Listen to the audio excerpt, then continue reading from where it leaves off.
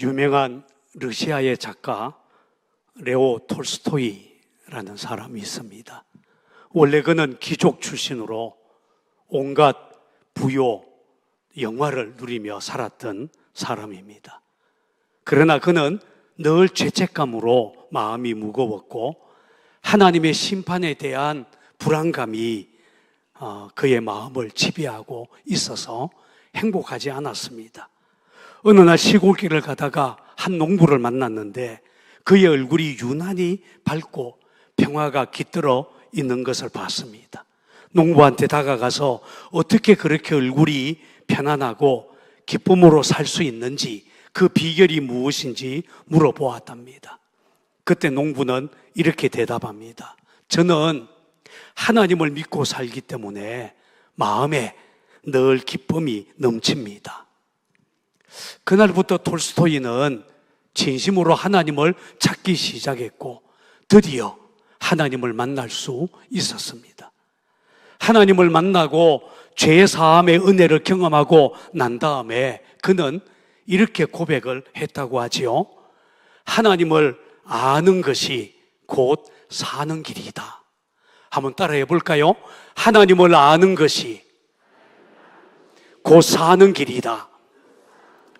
여러분, 하나님을 알아야 우리 인생은 삽니다. 성경은 영생은 곧 유일하신 참 하나님과 그가 보내신 자 예수 그리스도를 아는 것이니이다 라고 했습니다. 하나님을 아는 것, 그가 보낸 구원자 예수를 아는 것, 그게 영생이라고 성경은 말합니다. 여러분은 하나님을 아십니까? 그가 보낸 구원자 예수 그리스도를 알고 있습니까? 문제는 우리에게 그 하나님을 제대로 알려주는 사람이 없다는 것입니다. 수많은 사상과 철학자들, 심지어 종교들조차도 하나님을 제대로 우리에게 알려주지 못했습니다. 그러자 사람들은 하나님이 어디 있냐? 하나님이 있으면 보여봐라! 아우성을 쳤어요. 그때 하나님은 우리에게 하나님 자신을 알려주기 위해 자기 아들 예수님을 이 땅에 보내주셨습니다. 요한복음 1장 18절은 이렇게 말합니다. 제가 쉬운 성경으로 한번 읽어보겠습니다.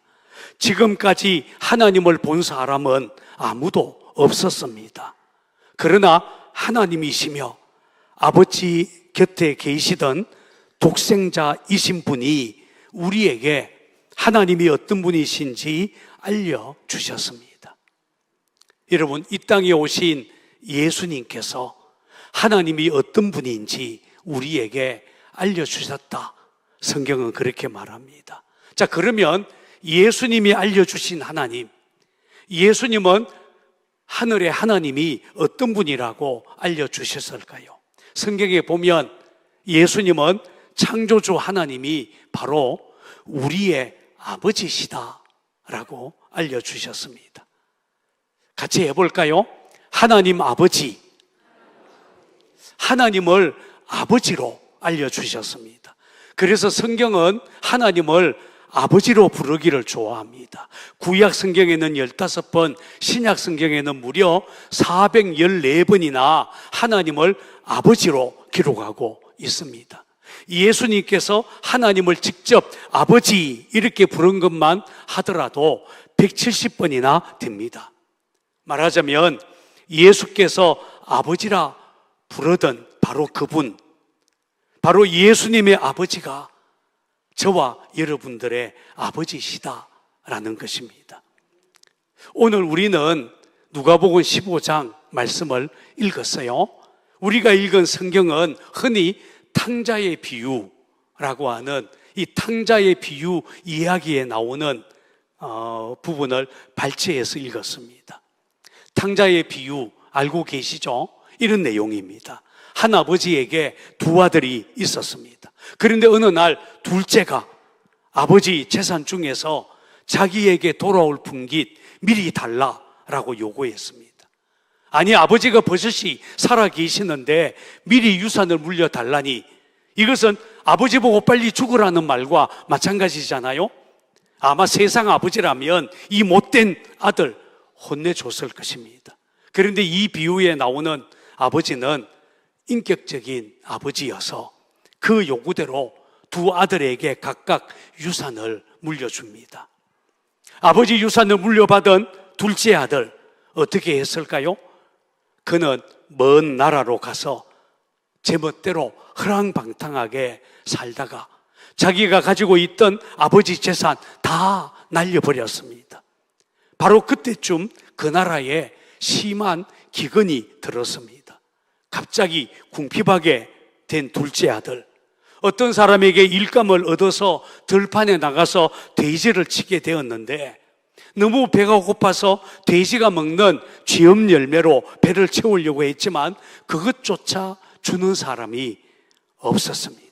아주 처량한 신세가 되고 만 것입니다. 그제야 둘째 아들 정신이 번쩍 들었어요. 그리고 이렇게 말합니다. 내 아버지 집에는 일꾼들도 식탁에 앉아 하루 세 끼 꼬박꼬박 잘 먹는데 나는 여기서 굶어 죽는구나. 그러다가 그는 일어나서 아버지에게로 돌아가야 되겠다. 그리고는 아버지께로 향하게 됩니다. 여러분, 둘째 아들은 분명히 풍요와 자유를 꿈꾸면서 떠나갔을 것입니다. 그런데 그를 기다리고 있었던 것은 풍요가 아니라 흉년이었고 자유가 아니라 속박이었습니다.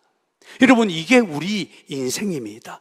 하나님을 떠나면 하나님 안 믿어도 잘 살 수 있을 것 같고 그리고 행복하게 살 수 있을 것 같은데 알고 보면 하나님을 떠나는 인생 결코 풍요가 아니고 자유가 아니라 오히려 죄에 묶여 살게 된다. 성경은 그렇게 말씀합니다. 여러분, 한번 물어보도록 하겠습니다. 탕자 이야기는 우리가 다 알고 있으니까 여러분 생각에는 이 둘째 아들이 아버지에게로 돌아오게 된 계기가 무엇이었겠습니까? 무엇이 이 둘째 아들의 마음을 움직였을까요? 제 생각에는 그가 만난 흉년 때문이었습니다. 본문 17절은 이렇게 말해요. 자, 한번 같이 읽어볼까요? 시작. 이에 스스로 돌이켜 이르되 내 아버지에게는 양식이 풍족한 품꾼이 얼마나 많은가. 나는 여기서 줄여 죽는구나. 여기 보면 그는 인생의 흉년을 만나자 자신의 현실을 직시하기 시작합니다. 영어 성경 NIV는 스스로 돌이켜라는 이 구절을 He came to himself 이렇게 번역합니다. 자기 자신에게로 돌아왔다라는 말이에요. 말하자면 아버지 떠나서 내 마음대로 살려고 갔을 때에는 오히려 자기 자신을 잃어버렸는데 아버지를 생각하면서 비로소 자기 자신 본래의 자리를 찾게 되었다, 이런 뜻입니다. 그는 틀림없이 이런 결론에 도달했을 것입니다. 그래, 나는 아버지를 떠나서는 살아갈 수 없어. 다른 것은 다 잃어버려도 아버지는 잃어버려서는 안 돼. 여러분, 오늘 우리는 스키 드라마를 봤어요. 스키 드라마 타이틀이, 제목이 줄을 당기는 사람들입니다.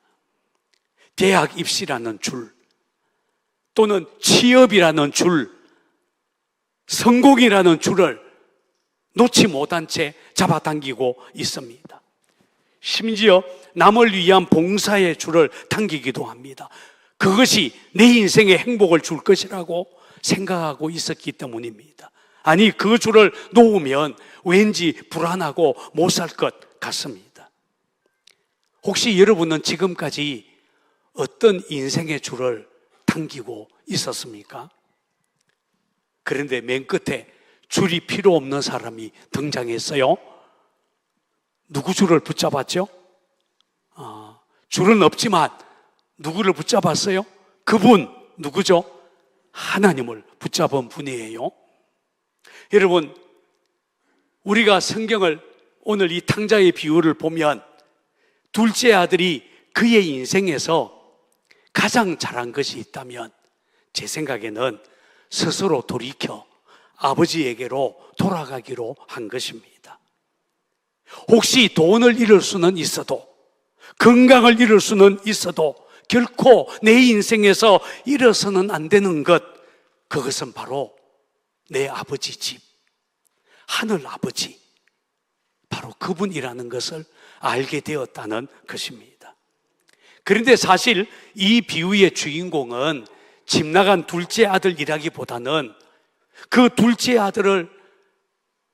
아들이 돌아오기를 기다리는 아버지, 그 아버지에게 이 비유는 초점이 맞춰져 있는 것 같습니다. 예수님은 둘째 아들을 기다리는 아버지를 통해서 하나님 없이 인생의 고통 중에 방황하는 그런 사람들, 그런 우리 인간들을 이렇게 기다리고 계신다, 우리를 기다리고 계시는 하나님 이야기를 들려주고 싶어 하는 것 같습니다. 자, 20절도 같이 한번 읽어볼까요? 시작. 이에 일어나서 아버지께로 돌아가니라. 아직도 거리가 먼데 아버지가 그를 보고 측은히 여겨 달려가 목을 안고 입을 맞추니. 여러분, 둘째 아들이 아버지 집으로 지금 돌아오고 있습니다. 아직도 거리가 멀어요. 그런데 여러분, 여기서 아직도 거리가 먼데 라는 말은 단순히 물리적인 거리만을 말하는 것이 아니라 둘째 아들이 느끼고 있는 심리적인 거리, 심리적인 거리감이라고 할 수 있습니다. 글쎄, 아버지가 나를 받아줄까? 내가 얼마나 개판치고 살았는데, 아버지 재산 다 갖다 버렸는데, 내가 얼마나 하나님 없다고 하나님 조롱하고 비웃었는데, 그런 나를 과연 받아줄까? 이게 심리적인 거리감이죠. 그래서 스스로 그는 이렇게 말합니다. 아버지께 가서 이러기를, 아버지, 내가 하늘과 아버지께 죄를 지었사오니 지금부터는 아버지의 아들이라 일컬음을 감당하지 못하겠나이다. 나를 그저 품꾼의 하나로 보소서 하리라. 자신이 아무리 생각해도 아버지의 아들이라고 내세울 자격이 없다는 말이에요. 그러나 여러분, 아버지는 아니었습니다. 아버지는 그를 보는 순간 척은히 여기는 마음이 속에서 끌어올랐어요. 그래서요, 그 아들을 향해 달려가서 그 목을 끌어안고 입을 맞춥니다. 여러분, 왼편 벽에 보면 현수막이 있죠? 같이 읽어볼까요? 시작. 당신을 기다렸습니다. 하나님이 우리 인간을 끌어안는 모습이에요. 지금 아버지가 둘째 아들을 끌어안는 모습입니다. 여러분, 성경은 누가 누구를 보았다고 말합니까? 아버지가 아들을 봤대요. 아들이 본 게 아니라 아버지가 먼저 저 멀리서 오는 아들을 발견한 것입니다. 누가 누구에게로 달려갔습니까? 아들이 아니에요. 아버지가 아들에게로 달려갑니다. 놀랍지 않습니까? 아버지는 아들을 기다렸다는 말입니다. 그래서 아버지의 용서하는 마음이 둘째 아들이 회개하는 마음보다 빨랐다, 이렇게 말할 수 있습니다. 무슨 말입니까? 우리 하늘 아버지가 그렇다는 말입니다. 하나님의 용서는 회개하는 우리 인간의 발걸음보다 더 빠릅니다. 그래서 어떤 학자는 이 부분을 이렇게 주석했어요. 둘째 아들이 간신히 한 걸음 한 걸음 아버지를 향해 무겁게 발을 내디디고 있었을 바로 그때 기다리는 아버지는 그를 향해 10걸음으로 달려갔다. 멋있지 않습니까? 집 나간 둘째 아들을 기다리는 아버지, 그분이 바로 우리 하나님 아버지입니다. 집 나간 둘째 아들을 그 아버지가 기다린 것처럼 하나님은 오늘도 저와 여러분들을 그렇게 기다리고 있다는 말입니다. 둘째 아들이 돌아왔을 때 아버지 어떻게 했죠? 아들의 생각하고는 다르게 아버지는 종들에게 제일 좋은 옷을 내오아라, 손에 가락지를 끼우라, 발에 신발을 신기라. 아들의 지위 회복시켜 줬다는 거예요. 그리고 난 다음에 아버지는 동네 사람들을 초청해서 송아지를 잡고 잔치를 벌였다. 오늘 성경은 그렇게 말합니다. 여러분, 해밍웨이의 단편 모음집 중에 이런 짤막한 이야기가 하나 있습니다. 저 소설, 모아놓은 소설 속에 나오는 한 이야기예요. 스페인에 한 엄한 아버지가 있었답니다. 이 아버지는 사사건건 아들하고 부딪혔어요. 아버지 눈에는 아들이 하는 일마다 아주 못마땅해서 죽어요. 반면에 아들의 눈에 비춰진 아버지는 그저 꼰대였어요. 이렇게 계속 부딪히고 갈등하다가 그만 이 아들 못 견디고 집을 나가버렸습니다. 그런데 아들이 집을 나가자 아버지 마음 너무 아프고 고민스러웠습니다. 잘못해서 꾸중도 했고 책망도 했지만 막상 아들이 집을 나가자 아버지의 마음이 너무나 괴로웠던 것입니다. 그래서 고민하던 아버지는 아들을 용서하기로 마음먹고 신문 광고를 냈습니다. 아주 짤막하게 파코, 아마 그 아들의 이름이 파코였던 것 같아요. 파코, 화요일 정오 몬타나 호텔에서 만나자. 다 용서했다, 아빠. 이렇게 신문 광고를 냈어요. 그리고는 약속한 바로 그 시간에 몬타나 호텔로 갔더니 글쎄 무려 800명이나 되는 젊은이들이 바글바글 모여 있었답니다. 파코라는 이름이 아주 흔한 이름이라서 파코라는 이름으로 집 나간 애들이 그렇게 많았다는 거예요. 여러분, 우리 시대에도 이렇게 하나님을 떠나 방황하는 파코들이 얼마나 많은지 모릅니다. 그런데 성경은 그들에게 놀라운 소식을 들려주고 있습니다. 신문 광고처럼 성경은 이렇게 말합니다. 아들아, 하늘 아버지는 너를 다 용서하기로 했다. 아무 조건이 없다. 그저 돌아오기만 해라. 여러분, 이게 바로 성경이 말하는 복음입니다. 성경은 이렇게 말합니다. 하나님이 세상을 이처럼 사랑하사 독생자를 주셨으니 이는 그를 믿는 자마다 멸망하지 않고 영생을 얻게 하려 하심이라. 하나님이 아들을 보내 우리 죄를 용서할 길 다 마련해 놓고 돌아오기만 해, 돌아오기만 해. 그렇게 성경은 우리에게 말씀하고 있습니다. 알다시피 교회는 십자가를 상징으로 삼습니다. 원래 십자가는 죽음, 형벌, 저주의 표시입니다. 그런데도 왜 굳이 기독교는 십자가를 기독교 상징으로 삼고 있을까요? 분명합니다. 저 십자가. 우리 교회의 십자가가 무엇이죠? 저 십자가. 바로 저 십자가는 하나님의 아들 예수께서 저기에 달려 죽으셨기 때문입니다. 우리 인간들의 죄를 대신 짊어지고 예수님이 형벌 다 대신 받고 죽은 것입니다. 아니, 저와 여러분들의 죄를 대신해서 죽으셨기 때문입니다. 예수님이 오시기 700년 전에 애언 활동을 했던 선지자 이사야는 이렇게 말을 꺼냅니다.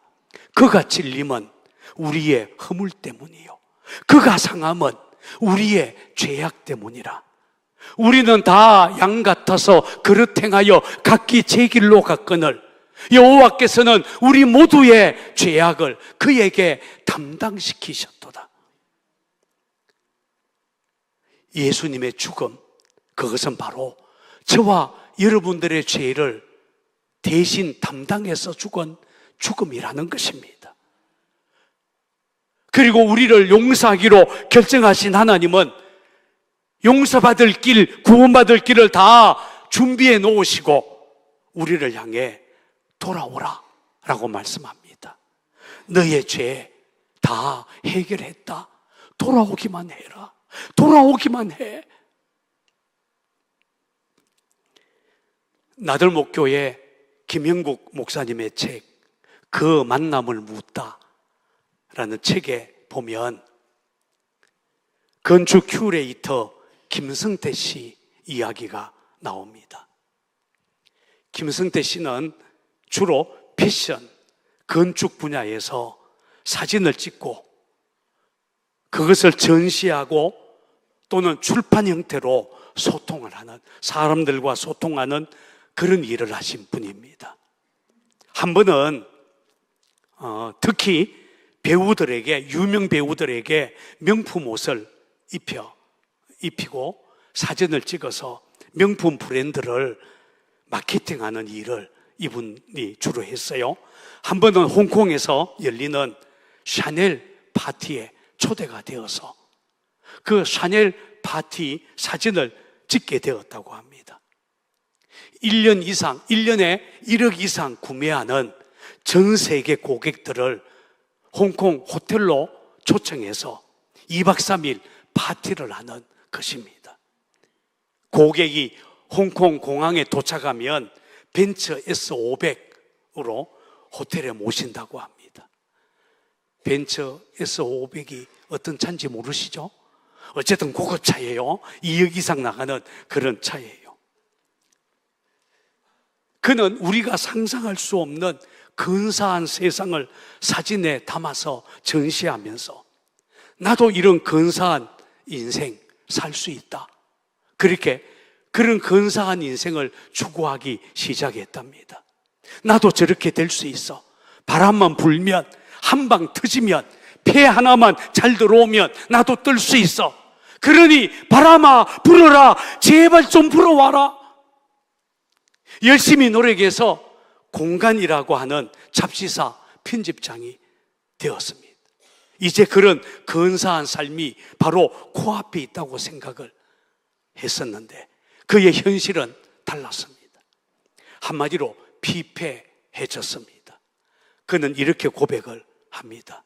힘들게 허망한 것을 쫓으며 그렇게 미친 듯이 살면 머지않아 내 인생 총천년색이 될 수 있다고 믿었던 거지요. 그 순간 무엇인가 내 인생을 깔아뭉갰습니다. 당연했던, 아니 가장 가까운 관계가 어그러지기 시작한 것입니다. 아내와 멀어지고 아들과 사이가 벌어지면서 마치 어두운 터널 한가운데 홀로 남겨진 것 같았고 제 인생 폐허와 같았습니다. 그러다가 회사마저 부도나면서 그나마 내가 붙잡고 있었던 그 마지막 줄마저 무너지고 말았습니다. 인생의 흉년을 만난 것입니다. 그때쯤 정림건축문화재단 이사장이 한번 만나자 이렇게 해서 그분을 만나려 나들목 교회로 갔다가 그날 김성태 씨는 하나님을 만나게 되었습니다. 그는 그때 순간을 이렇게 고백을 합니다. 나는 어릴 때 천주교에서 영세를 받았지만 그동안 하나님을 외면하고 살았습니다. 저는 세상의 논리대로 남들이 누리는 세상의 화려함 따라갔습니다. 하나님 없는 인생에 대해서 질문조차 하지 않았습니다. 그게 죄인 줄 몰랐던 겁니다. 그런데 그날 하나님 없는 인생, 하나님을 떠난 것이야말로 가장 큰 죄인 줄 알게 되었습니다. 아, 내가 하늘 아버지를 무시하며 살았었구나. 내가 죄 속에 헤매고 있었구나. 그것을 깨닫게 되면서 그날 덜컥 예수님을 영접하게 되었습니다.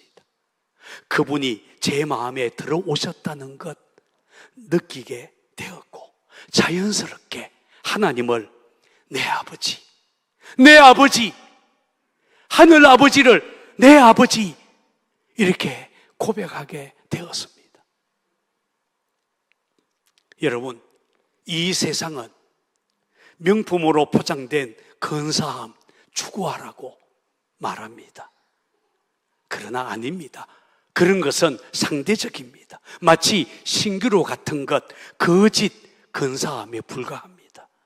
그러나 우리 하나님은 오늘 저와 여러분들을 진짜 명품 인생, 근사한 인생을 살도록 우리를 초대하십니다. 돌아오라. 내가 기다리고 있다. 여러분, 예수님 만나면, 하나님 만나면 우리 인생이 달라진다는 것입니다.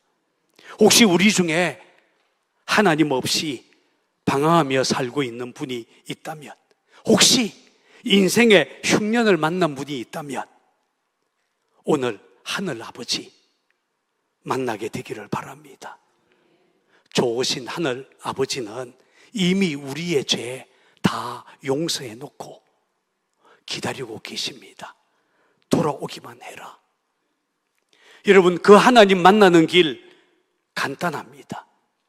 하나님이 보내신 구원자 예수님을 내 마음에 받아들이면 됩니다. 성경은 이렇게 말합니다. 영접하는 자, 곧 그 이름을 믿는 자들에게는 하나님의 자녀가 되는 권세를 주셨으니, 예수님을 내 인생의 구원자로 마음에 받아들이면 하나님의 아들이 되어 하늘 아버지를 내 아버지 그렇게 부를 수 있는 그런 특권, 그런 복을 주신다고 성경은 말합니다. 제가 여러분들을 도와드리겠습니다.